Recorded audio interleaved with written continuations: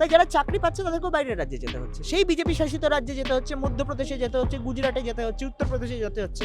আমার কথা হচ্ছে যদি আমি চাকরি করতে বিজেপি শাসিত রাজ্যেই যেতে হয়, আমি রাজ্যেই বিজেপি নিয়ে চলে আসি, তাহলে আমি রাজ্যেই থাকবো, রাজ্যেই খাবো, রাজ্যেই চাকরি করবো। সুইং ভোট যদি আমরা সবকটা যেখানে বিজেপি হেরেছে সবকটা সিটের আমরা যদি সুইং ভোট যোগ করি, তাহলে আমরা ভোট সংখ্যা পাবো 1,90,000।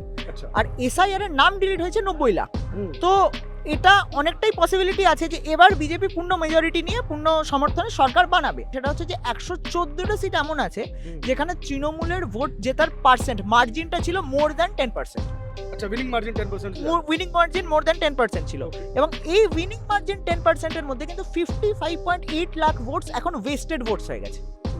বিজেপির জন্য সেটা ছিল হচ্ছে 35টা সিট যেখানে বিজেপি মোর দ্যান 10% ভোটে জিতেছে, তাই জন্য বিজেপির ওয়েস্টেড ভোট কিন্তু খুবই কম। 11টা সিটে কংগ্রেসটা কিন্তু জিতেছে। এই যে 106টা সিট, এটা যে তৃণমূলের স্ট্রং হোল্ড, এর মধ্যে যদি 36টা সিট আমরা কমিয়ে নিই, সেটাই কিন্তু তৃণমূলকে ওই 180 কমে নিয়ে চলে যাচ্ছে। রিগিং করে ছাপ্পা মেরে এবার স্কোপ নেই। কেন? কারণটা হলো যে যেই ডেড ভোটার দিকে ছাপ্পা মারতো আমাকে, এটা আর হবে না। ভুয়ো ভোটার भूत करा वोट करबे ना। नमस्कार, मैं प्रभात रंजन मिश्रा, स्वागत है आप सभी का दी पैम्फलेट की पश्चिम बंगाल चुनाव यात्रा में। आज हमारी चुनाव यात्रा जादवपुर यूनिवर्सिटी पहुंच चुकी है। इत्तेफाक देखिए कि कल यहाँ जो है आईसीसी के इलेक्शंस होने हैं, उस चीज़ को लेकर यहाँ पे आज काफ़ी ज़्यादा गहमा गहमी है। लोग कोशिश कर रहे हैं कि अपनी साइड में सीट्स जो हैं, वोट्स जो हैं, वो डाइवर्ट किए जा सकें। बहरहाल हम आईसीसी का जो इलेक्शन है वो कवर करने के लिए नहीं आए हैं, हम तो आए हैं इलेक्शन कवर करने के लिए पश्चिम बंगाल का। तो स्टूडेंट्स से, जो जेनजी वोटर्स हैं, उनसे मुखातिब होना चाह रहे थे कि वो लोग क्या सोच रहे हैं, क्या उनके लिए मुद्दे हैं। कुछ लोग हमारे साथ हैं, चूँकि इलेक्शंस में बहुत सारे लोग बिजी हैं, तो हम कोशिश करेंगे एक एक करके लोगों को ढूंढने की। क्या नाम है दोस्त आपका? আমার নাম সোমসূর্য ব্যানার্জি, আমি ইলেকট্রনিক্স আর টেলিকমিউনিকেশনস এর চতুর্থ বর্ষের ছাত্র। अच्छा, फाइनल ईयर। हाँ, फाइनल। अरे वाह, क्या लग रहा है इस बार जो पश्चिम बंगाल का चुनाव है? एज फर्स्ट टाइम वोटर तो नहीं होंगे, आपने लोकसभा में भी वोट किया होगा, लेकिन मुझे लगता है विधानसभा में you are first time voter, नहीं? तो फर्स्ट टाइम आप विधानसभा इलेक्शन में स्टेट सीएम के लिए वोट करने वाले हैं। ममता बनर्जी 15 ईयर्स से हैं, उससे पहले 34 ईयर्स वाम फ्रंट रहा। इस बार का क्या माहौल लग रहा है कि आप लोग एक बार फिर से ममता बनर्जी पर भरोसा जताएंगे या कुछ दिमाग में चल रहा है अलग? आप दीदी, जिस भाषा में कंफर्टेबल हो 2011 থেকে পশ্চিমবঙ্গের মুখ্যমন্ত্রী হয়ে আছেন, অ্যান্ড এই 15 বছরে हाँ, রাজ্যের 6,696টি company, that is 6,696 company Bangla ছেড়ে চলে গিয়েছে।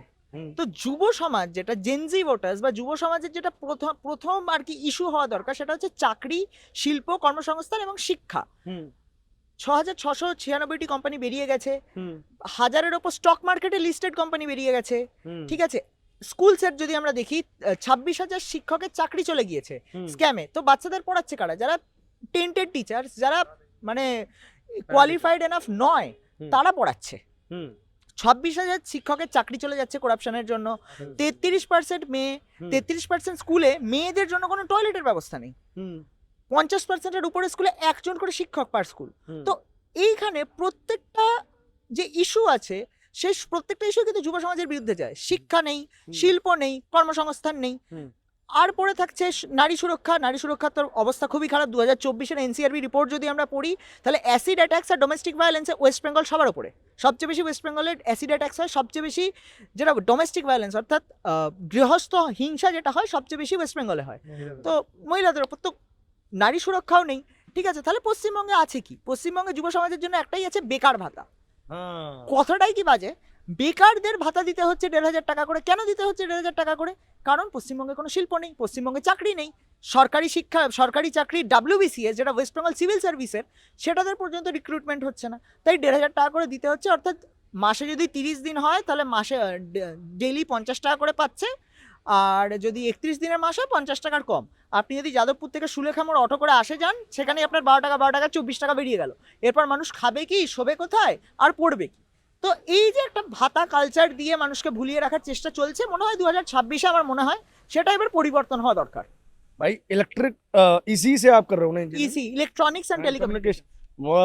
ये बड़ा मुश्किल होता है कि आमतौर पे आपको इंजीनियरिंग बैकग्राउंड के लोग पॉलिटिकली इतने ज़्यादा नर्चर मिलते हैं। मतलब हम तो कई जगह पे गए हैं, आमतौर पे ह्यूमैनिटीज़ वगैरह के स्टूडेंट्स जो होते हैं इसमें ज़्यादा इंटरेस्ट लेते हैं। बड़ा अच्छा लग रहा है आपसे बात करके। देखिए, इंजीनियरिंग जो भी करता है उसके लिए सबसे बड़ी जो जिद है आज के टाइम में, ये चैलेंज है, मान लीजिए सबसे बड़ा जो चैलेंज है वो है प्लेसमेंट्स। जब हम देखते हैं कि बंगाल से 6600 कंपनी चली गई, उससे पहले कई हज़ार कंपनीज जो है वाम फ्रंट के समय में चली गई। हम फोरशोर रोड जाते हैं या कहीं पे भी जाते हैं तो पता चलता है कि इंजीनियरिंग मार्वल्स थे यहाँ पे, बड़ी बड़ी कंपनीज थी यहाँ पे, वो सारी की सारी जा रही हैं और अब उसके रिवाइव होने का भी कोई सवाल नहीं उठ रहा है। ऐसे में बेकार भत्ता एक लॉन्च किया गया है। जॉब सिक्योरिटी को लेकर आपके कैंपस में या सरकार की तरफ से क्या कार्य किए जा रहे हैं, कुछ नजर आ रहा है आप लोगों कुछ को? নেই, এটাই ব্যাপার যে যাদবপুরে যেটা প্লেসমেন্ট স্ট্যাটস প্রত্যেক বছর সেটা কিন্তু নামছে। হ্যাঁ। তার কারণ হচ্ছে ইলেকট্রনিক্স অ্যান্ড টেলিকমিউনিকেশনস, সেটা একটা কিন্তু one of the best departments. হ্যাঁ। তার আজ মিডিয়ান প্যাকেজ গিয়ে দাঁড়িয়েছে 7.5 লাখ টাকা প্রতি বছর, অর্থাৎ মাস গেলে 50,000 টাকা, 50,000 টাকা ইন হ্যান্ড আসে না। ঠিক আছে, আসা তো উচিত, আসে না, একটু কমই আসে, 40-45,000 টাকা মতো আসে। টপ ডিপার্টমেন্টে যদি এই অবস্থা হয় তাহলে নিচের যেগুলো ডিপার্টমেন্ট তাদের অবস্থা আরো সঙ্গীন, আরো খারাপ। ঠিক আছে, কারণ ইন্ডাস্ট্রি বেসড এক্সপিরিয়েন্স দেওয়া হচ্ছে না। ঠিক আছে, ইনফ্রাস্ট্রাকচার নেই। 1960 থেকে যে ল্যাব ইকুইপমেন্টস আছে সেগুলো আজকেও রয়ে গেছে। ল্যাব ইকুইপমেন্টস কোনো রকম ভাবেই কিন্তু মেনটেন করা হচ্ছে না। আর স্বপ্নদীপ হত্যাকাণ্ড যেটা বামপন্থীরা করেছিল এবং সেটাই খুব একটা বেশি আমরা পুলিশি অ্যাকশন দেখিনি, কারণ কেস কিন্তু এখনো চলছে, কেসের কিন্তু এখনো রায় বেরোয়নি। স্বপ্নদীপ হত্যাকাণ্ডের পর কিন্তু ক্যাম্পাসের প্লেসমেন্ট স্টার্ট একদমই কমে গেছে।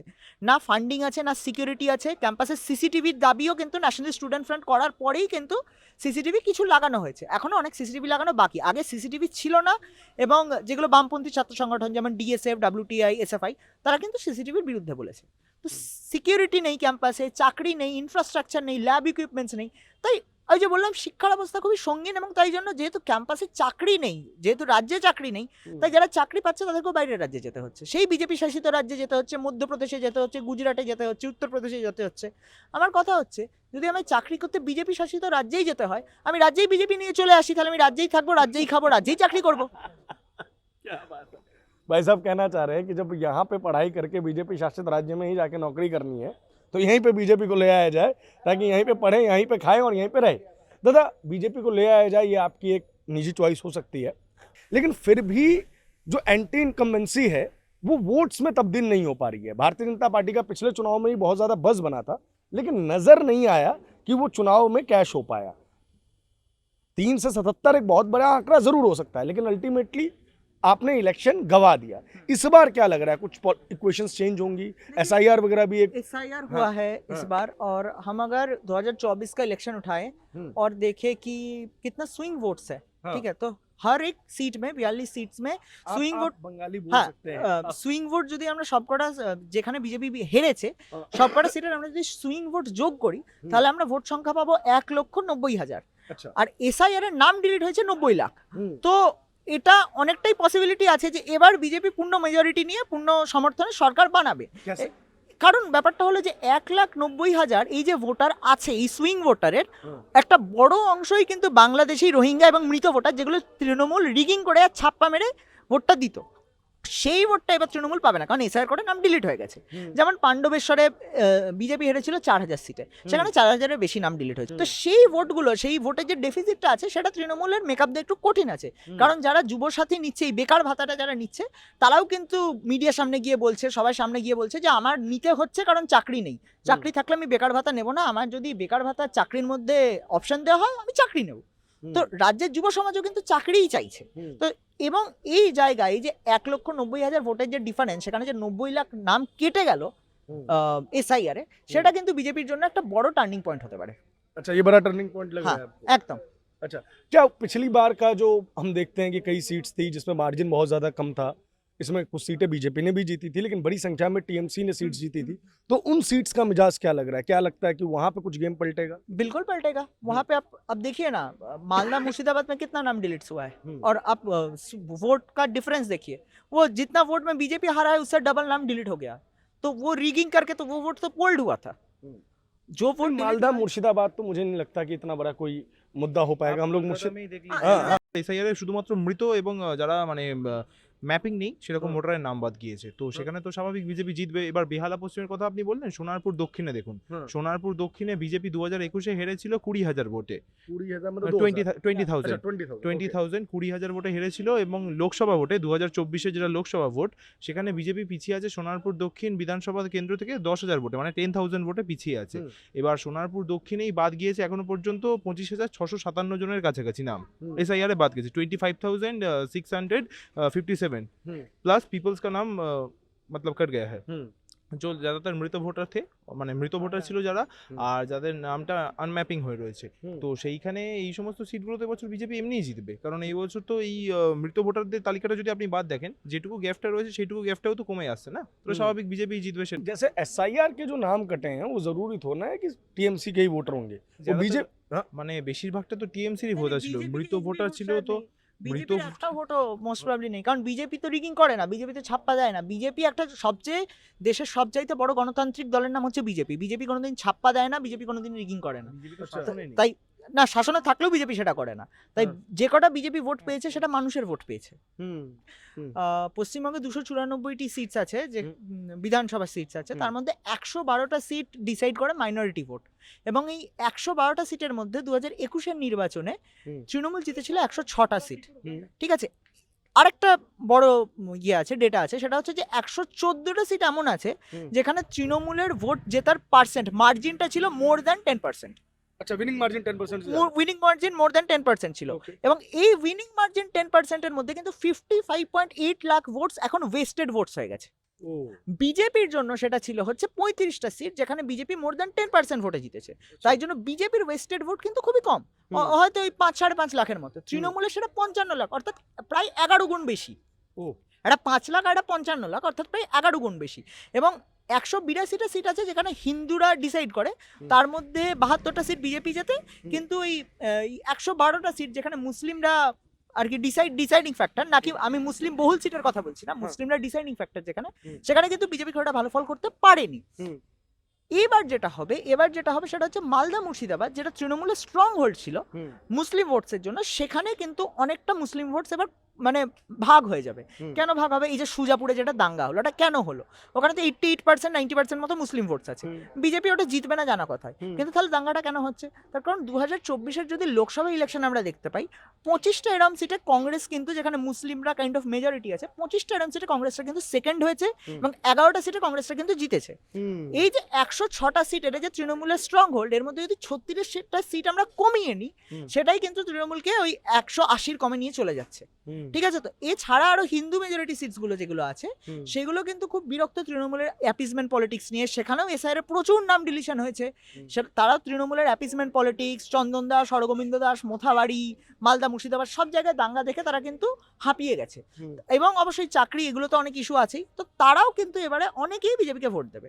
তাই বিজেপির এবার কিন্তু সরকার করার মানে যেটা পসিবিলিটি, সেটা কিন্তু অনেকটা বেশি। क्या नाम क्या बताया था आपने? আমার নাম সোমসূর্য ব্যানার্জি, আমি ইলেকট্রনিক্স এন্ড টেলিকমিউনিকেশনস ইঞ্জিনিয়ারিং এ। शमशूर साहब, हम उम्मीद करते हैं कि जितनी बारीकी से आपने मतलब कि पॉलिटिक्स की इंजीनियरिंग की है, उतनी ही बारीकी से आप अपनी फील्ड की भी इंजीनियरिंग करें और बढ़िया करें। बहुत बढ़िया, मतलब जिस तरीके से आपने सारी चीज़ें समझाई है, मैं अपने हिंदी के दर्शकों के लिए ज़रा बता दूं। जैसे मान लीजिए कि दिल्ली में एक सीट है ओखला, जहाँ से आम आदमी पार्टी के उम्मीदवार जीतते हैं और बड़े मार्जिन से जीतते हैं। ठीक है, अब बड़े मार्जिन से जीतने का फ़ायदा ये होता है कि जब आप टोटल वोट परसेंटेज में देखेंगे तो पता चलेगा कि काफ़ी ज़्यादा वोट परसेंटेज आम आदमी पार्टी का हो गया है, लेकिन वो सिर्फ एक ही सीट पे है, यानी कि वो वेस्टेड वोटर है। बिल्कुल जैसे मेवात में कांग्रेस कैंडिडेट को बहुत ज़्यादा वोट मिल जाते हैं, तो वो ये कहते हैं कि हमको इतने वोट मिले। लेकिन पश्चिम बंगाल की बात की जाए तो ये बात सत्य है कि 38.5% वोट पिछले चुनाव में भाजपा को मिले थे और लगभग 49% के आसपास वोट टीएमसी को मिले थे। लेकिन उसमें लगभग 114 ऐसी सीटें थीं जिसके अंदर जो वेस्टेड वोट्स थे वो बहुत ज़्यादा थे, यानी कि 10% के ज़्यादा मार्जिन से जीती गई थी। तो कई ऐसी सीट्स हैं जहाँ पे मार्जिन बहुत ज़्यादा कम है, और उस मार्जिन में अगर उलटफेर होगा तो कैलकुलेशन बिल्कुल सही बैठेगी भारतीय जनता पार्टी की, ऐसा लोगों का मानना है। और जैसे जैसे चुनाव समीप आ रहा है, लोगों के बीच में इस चीज़ की चर्चा भी बढ़नी तेज हो गई है। हमारे साथी प्रत्युष जी हमारे साथ जुड़ गए हैं। दोबारा कॉलेज कैंपस, चीज़ें, नॉस्टैल्जिया आ रहा है? बिल्कुल आ रहा है यहाँ आज बंगाली में बोले। না এখানে তো অনেক কিছুই করেছি, বুদ্ধায়নে ট্রাফিক জ্যামিং এর স্ক্রিনিং থেকে শুরু করে তারপরে এখানে ক্যাম্পেনিং করা, এখানে বিভিন্ন প্রোগ্রামে আসা, তারপরে বামপন্থী হাতে মার খাওয়া, পাল্টা মার দেওয়া, ওরা সব তো করেছি। এই ক্যাম্পাসেই থেকে আমাদের মানে অ্যাক্টিভিজম শুরু হয়েছে আর কি। 2 महीने से लगभग हम लोग जो हैं ग्राउंड पे day to day political changes जो हैं वो हम देख रहे हैं। अब चुनाव में लगभग 20 दिन लगभग रह गए हैं। फर्स्ट फेज की वोटिंग में तो उससे भी कम क्या दिन रह गया है। क्या लग रहा है कि कुछ सेंटिमेंट्स बदल रहे हैं, चीज़ें चेंज हो रही हैं? क्योंकि नंबर गेम अगर देखा जाए तो सच में नंबर गेम ऐसा देखने को मिलता है कि यार 106 मुस्लिम बहुल सीटें जहाँ पे तृणमूल पिछली बार चुनाव जीती थी, तो इस बार वो कैसे हार जाएगी। मतलब नंबर गेम्स की अगर बात की जाए तो नंबर गेम्स में भारतीय जनता पार्टी बहुत ज़्यादा पीछे नजर आ रही है। लेकिन अब जो रियल पिक्चर्स आ रही हैं, मैं चाहूँगा कि उससे आप दर्शकों को रूबरू कराएं कि क्या मैथ्स, क्या स्टैटिस्टिक्स हमारी कहती है गंगा सागर से लेके कलिंगपोंग तक की, कूच बिहार से लेके पुरुलिया तक की दूरी तय करने के बाद। একটা কথা আমি পরিষ্কার বুঝতে পেরেছি যে এর আগের বার যা হয়েছিল, যেখানে হিন্দু সংখ্যাগরিষ্ঠ আছে বেশিরভাগ, যেখানে তৃণমূল জিতেছিল, তার প্রথম ফ্যাক্টর মানে মেন ফ্যাক্টর ছিল যে ভোটের ঠিক আগে মমতা বন্দ্যোপাধ্যায় একটা ঘোষণা করেছিলেন যে আমি লক্ষ্মী ভান্ডার দেবো। তাছাড়া হিন্দু গরিষ্ঠ সিটে হিন্দু সেখানে সংখ্যাগরিষ্ঠ আছে, সেখানে কোনো তৃণমূলের কোনো জেতার কোনো ফ্যাক্টর ভিজিবিলিটি ফ্যাক্টর ছিল না। এরপরে যদি আজকের দিনে আমরা আসি, তো আমরা যদি আজকের দিনে দেখছি যে দুটো ফ্যাক্টর দেখা যাচ্ছে। প্রথম, এই ভোটে কিন্তু রিগিং, ছাপ্পা, ভোট লুট করার স্কোপটা খুব কম হয়ে গেছে। কারণ মুসলিম মেজরিটি সিট তো ছেড়ে দিন না, এর আগে যে ছিল আমাদের ভাইটা ভালোই বলেছে যে মুসলিম মেজরিটি সিট আছে মালদা, মুর্শিদাবাদ, যেখানে কংগ্রেস ভোট ভাগ করেছে, ঠিক বলেছে। দেখুন আমি 24 যদি যাই তাহলে দেখবেন আমরা যে 65 lakhs ভোট টিএমসি ভেস্টেড ছিল, not 58, not 60, 65 lakhs vote vested ছিল 2024-এর ইলেকশনকে যদি আমরা এখানে বেস করি। তো এইগুলো ভোট যেটা বেস্টেড সেটা হলো মুসলিম মেজরিটি সিটের বেস্টেড। কিন্তু যেখানে হিন্দু মেজরিটি যেখানে জিতেছে, তৃণমূল কেন জিতেছে? রিগিং করে, ছাপ্পা মেরে। এবার স্কোপ নেই কেন? কারণটা হলো যে যেই ডেড ভোটের দিকে ছাপ্পা মারতো, একজনের বাবা নেই অথচ তার বাবা ভোট দিয়ে চলে যাচ্ছে, একজনের কাকা নেই ভোটে গিয়ে যাচ্ছে, তার কাকা এসেছিল ভোট দিয়ে গেছে, কাকাকে খুঁজছে, কাকা কোথায় গেলে তুমি? শ্রমিক ভট্টাচার্য রাজ্য বিজেপির সভাপতি, তার মা বাবা দুজন মারা গেছেন। আবার উনি যখন ভোটের পর গেছেন, বিকেলবেলা বাড়ি ফিরেছেন, দেখছেন মা বাবা দুজনই ভোট করে চলে গেছে। আর শ্রমিকদা বলছে আমার মা এসেছিল ভোট করতে, আমার বাবা আসলো একটা এক গ্লাস জল খাওয়াতে পারিনি বাবাকে। এটা আর হবে না। ভুয়ো ভোটার, ভূতরা ভোট করবে না। যেরম নর্থ হাওড়া হলো, যেরম বালি হলো, যেরম আরো সিট হলো, যেরম উত্তর দমদম হলো, এখান থেকে শুরু করে এই যে যাদবপুর সিট, বেহালা সিট, পাণ্ডবেশ্বর, দুর্গাপুর, অবসগ্রাম, ওন্দা, কুচবিহার থেকে শুরু করে সাগর, আর এইদিকে পুরুলিয়া থেকে শুরু করে পুরো চলে যান বসিরহাট অবধি। এবার দেখবেন যে যেই সিটে ঝামেলা হয়েছিল, গন্ডগোল হয়েছিল 1000, 2000, 3000, 4000, 5000 ভোটে, সমস্ত যে ভূতেরা ভোটার ছিল, ডেড ভোটার ছিল, শিফটেড ভোটার ছিল, সবই শেষ হয়ে গেছে। আর এইসব সমস্যা নেই। তাছাড়া যখন বাড়ি থেকে নামে তখন নিচে মেশিন নিয়ে দাঁড়িয়ে আছে, ভোট কেন্দ্রে যেতে দেবো না, আপনি খুব ভালো লোক, এবার কিন্তু ভোট দেবেন না। এই ভিডিও আমরা দেখেছি। এবার করতে পারবেন এটা, কারণ সমস্ত আইসি কে ট্রান্সফার করে দিয়েছে। এর গতবার যে প্রবলেম হয়েছিল, সেন্ট্রাল ফোর্স ছিল ঠিকই, কিন্তু লোকাল পুলিশ সেম রয়ে গেছিল। এবার হাওড়ার আইসি কে পাঠিয়ে দিয়েছে বিধাননগরে, আর বিধাননগর আইসি কে পাঠিয়ে দিয়েছে পুরুলিয়া, আর পুরুলিয়া আইসি চলেছে সাগর। কেউ এলাকায় চেনে না, কাউকে চেনে না। এবার ভোটে সেই গন্ডগোলটা হবে না। এসআইআর এর ফ্যাক্টর থাকবে, অ্যাডমিনিস্ট্রেটিভ ফ্যাক্টর থাকবে, তাছাড়া চাকরি, নারী সুরক্ষা আর রোজগার, স্বাস্থ্য তো আছেই।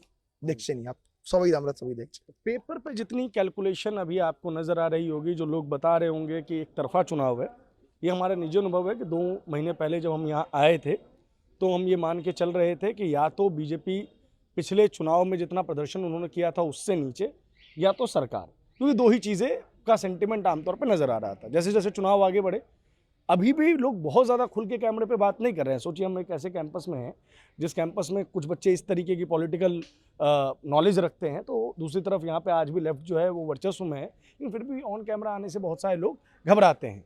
तो कैंपस भी जो है वो ढंग से देखा जाए तो डर से फ्री नहीं है। तो आमजन के बारे में तो क्या ही चर्चा की जाए, पहली चीज़। और दूसरी महत्वपूर्ण चीज़, जब भी आप कैमरे के पीछे बातचीत करते हैं तो सुगबुगाहट इस चीज़ की नज़र आती है कि इस बार कुछ अलग होगा। मतलब 2011 में जिस तरीके से सत्ता परिवर्तन की सुगबुगाहट थी, बड़े बुजुर्ग बता रहे हैं कि उसी तरीके का माहौल इस बार नज़र आ रहा है। अब बाकी सारी चीज़ें तो भविष्य के गर्भ में है। फिलहाल इस रिपोर्ट में इतना ही। बहुत बहुत शुक्रिया, बहुत बहुत धन्यवाद।